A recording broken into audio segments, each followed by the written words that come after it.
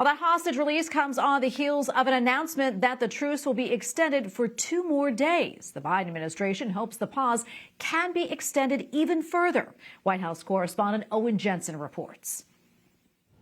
Tracy, the White House says it's getting results. Hostages being released. Today, another example of that.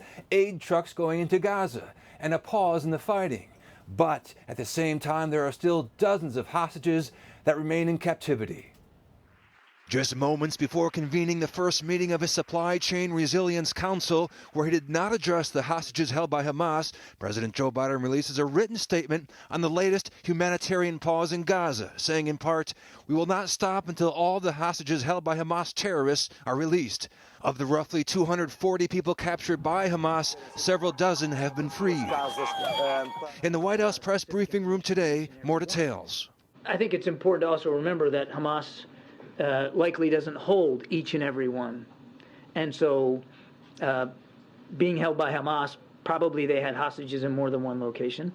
And there's other groups that may be holding some of these hostages as well. As for how many Americans are still being held by Hamas? We think the number is, well, it's less than 10, probably in the neighborhood of, about 8 to 9.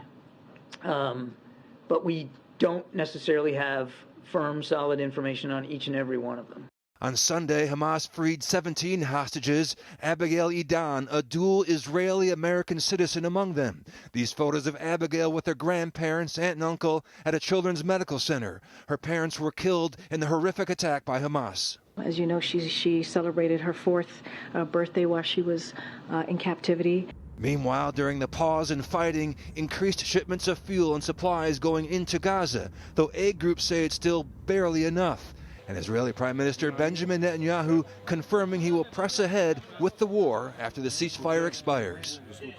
The president also said in his statement today, the pause in fighting has allowed for the release of young children, mothers and grandmothers who were held hostage, while also enabling a significant surge in humanitarian assistance to innocent civilians in Gaza.